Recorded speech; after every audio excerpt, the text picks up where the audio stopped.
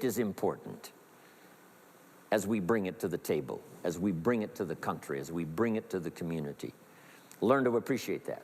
Each of us need all of us. Now here's the last one on attitude. It's how you feel about yourself. Nothing more powerful than self-confidence to start multiplying your income by 2, by 3, by 5, by 10. And where does that come from? Make the note. It comes from self-esteem. Doing the things you know you should do, and at the end of this day, your self-esteem is soaring and high. You've met the people you said you'd meet. You made the calls you said you would make. You did the things that you required of yourself to do. And at the end of the day, you feel great about yourself.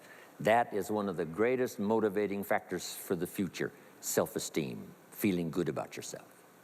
Now let me give you the miracle piece of this formula. If you're ready, say, I'm ready. Here it is. Number 3 is activity. We're affected by what we do. Now we've gotten to the formula of how to turn ideas into reality, how to turn imagination into substance. It's called number 3, activity. So add these notes to it now. Activity is the work. Activity is the labor. You might add labor pains. I'm short on personal experience here, but the mothers in the room would tell us that we know what that's all about, labor pains. Why would an upcoming potential mother be willing to put herself through maybe a rather painful experience? She said, that's an easy answer, and it's for your notes. It produces new life. Why wouldn't she put herself to the labor? Now comes the miracle of new life.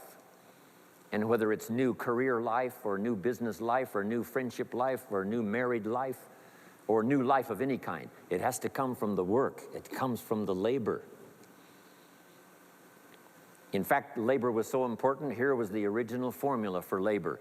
If you have forgotten it, remind yourself. For your notes, 6 days of labor and what? 1 day of rest. Now, it's important not to get those numbers mixed up. Why is that? Here's why. Why not 5-2? I don't know. Maybe 5 and 2 would be okay. If God would have thought of 5 and 2, he might have made it 5 and 2. Right? You can't think of everything when you're putting one of these together. But maybe one of the reasons for 6-1, jot this down now. If you rest too long, the weeds take the garden. Not to think so is naive. As soon as you've planted, the busy bugs and the noxious weeds are out to take it. So you can't linger too long in the rest mode. You've got to go back to work. 6 days of work, then rest and spirituality and friendship and change of pace. And then go back over the last 6 days. What did I do? What did I miss? Who did I miss? What happened? So that I can invest those corrections in the next 6 days of higher productivity. Have you got that now? 6 days of work, 1 day of rest. Don't get the numbers mixed up. Activity. Now, activity finishes the miracle. Good question for your notes. How did this convention center get here? Let me give you the steps. Number 1, somebody saw it while the property was vacant. You say, well, how could you see a convention center if it isn't here? It's the only way it will be here. And somebody has to see it so clearly they can draw a picture of it, saying, this is the convention center. You say, no, it isn't there. They say, yes, this is the convention center. The artist's rendering shows you a picture of what isn't there. That's the beginning of imagination. So to turn nothing into something, here's what you do. Imagine the possibilities. That's why we recommend testimonials for someone to say, hey, I started with pennies and I made a fortune. And when they finish, sometimes they say something like this, if I can do it, what? You can do it. And we start imagining the possibilities. Here's number 2, have faith to believe that some of them are possible for you. And both imagination and faith are powerful forces, but we still don't have a hotel. We still don't have a house. Even though those are powerful forces, it is the beginning. Now, imagination and faith must be deposited in activity or it is wasted. But the finishing touch of the miracle process is now go to work. Go to work and build a better career. Go to work and build good health. You can't have good health without the work. When did we start hearing that phrase? No pain, what? No gain. You got to do the work. You can read all the books until you're wise. You can have faith and believe until it is extraordinary. But now you must go to work. And if you'll learn to appreciate the work that produces the miracle of good health, the miracle of a career, the miracle of a relationship, the miracle of a fortune. Only humans now can do this. The birds of the field can't do it. No other life form can imagine and create something from nothing. Have faith and then build it and make it real. Only humans. It's an extraordinary gift. Depends on how often you use it. So number one of the ideas I wanted to share with you to make this an extraordinary opening year century for you is philosophy. We're affected by what we know. Second is attitude. We're affected by how we feel. Third is activity. We're affected by what we do. Now here's the final two pieces. Number four, learn to measure progress. Once you've set up a project now, you want to turn nothing into something, now you must measure your progress. How are you doing? Here's how we teach it to our children. Life expects us to make measurable progress in reasonable time. Measurable progress in reasonable time. That is the game of life. So part of it is not just to set up the proposed project, but as we start working on it, we start measuring how we're doing. Now first, what is reasonable time?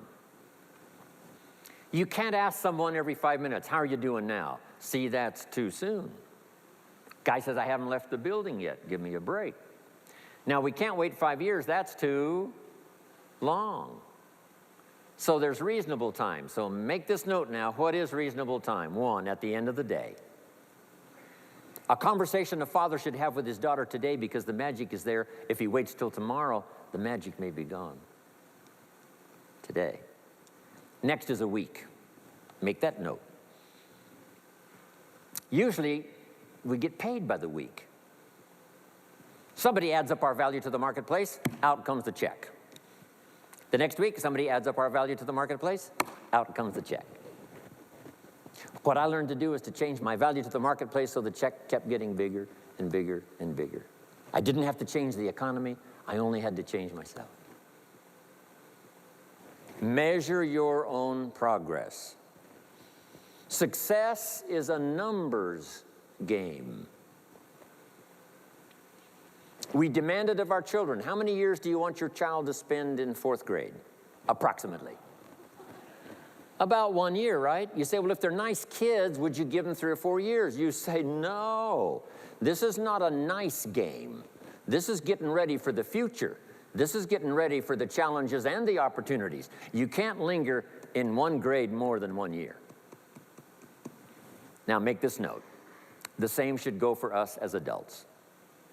Don't linger more than 1 year in 1 grade of learning. Adult, management, entrepreneurship, leaderships of all kind. Keep up the pace of learning. Okay. The numbers. Measure. Count. Now here's the key. Face the truth. If you're only making this much progress, you know, there's no use trying to kid the world, no use trying to kid anybody else, and especially don't kid yourself.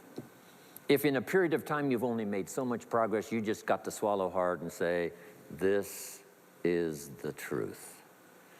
I've got to face it. Now, what could I do to start increasing my progress and make my health better, make my income better, make my investments better, make my value to the marketplace much better, get busy learning the 2nd skill and the 3rd skill and the next language and the next language to increase my value. I got to get busy and do that.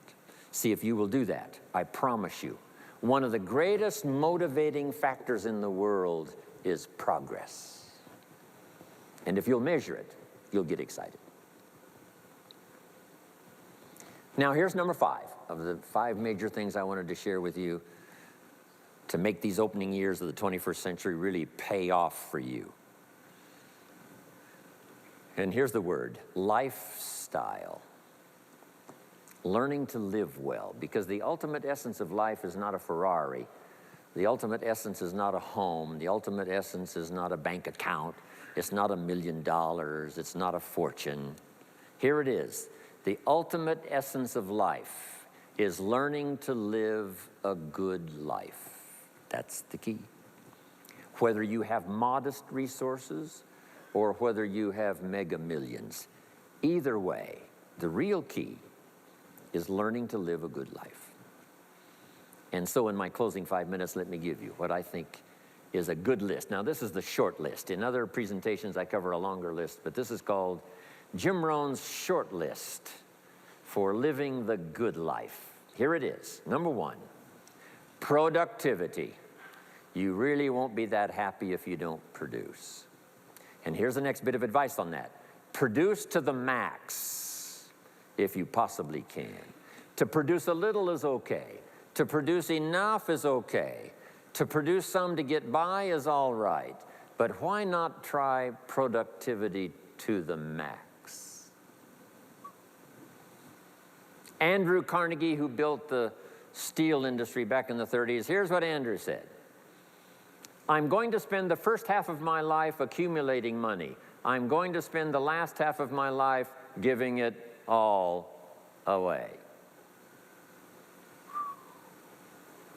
He got so inspired by that goal that the first half of his life he accumulated $400 million, which back in the 30s was a lot of money. A mega fortune. Guess what he did the last half of his life? He gave it all away. I got a good question for you as we close. Here's the question. What's got you turned on? What's got you up early? What's got you eager to face the day? What's got you inspired to learn the extra skill, put in the extra time, go the extra mile, learn how to work with people, guarantee your future? Good question. Here's number 2, good friends. You got to have good friends. The best support system in the world is good friends. Collect and nourish those as priceless. Good friends are those wonderful people who know all about you and still like you. Those are good friends. Here's number 3, your heritage. What's made America so unique among all the nations of the world and the greatest experiment in the history of the world? And that is the depository of gifts that have come to America over the last 300 or 400 years. The heritage from all walks of life, all over the world. Now, the key to keeping America vital and powerful and unique for generations to come is to keep alive these heritages. The music, the dance, the costume, the customs, the literature, the poetry, and all the rest combined together, making us an extraordinary, unusual nation among nations. Keep your heritage alive. Here's number 4, your spirituality. Whatever you believe in terms of spirituality, that's important. And I've got 3 words for you to consider. Here they are. Study, practice, and teach. Whatever you believe in terms of spirituality, study, practice, and teach. Don't leave your spirituality unstudied, don't leave it unpracticed, and don't leave it untaught. It's one of the major components of a good life. And now to close for your notes. Take special care of the inner circle. Family, close friends. Nourish them, they will nourish you. Inspire them, they will inspire you. And take care of the details, the little things that makes it special for family and friends. When my father was still alive after my mother died, my father lived about another 7, 8 years. When I used to travel, I would try to call him while he was having breakfast with the farmers, southwest Idaho. Make a special day. If I'm in Israel, I got to get up in the middle of the night, but I call in the middle of the night, Papa, I'm in Israel.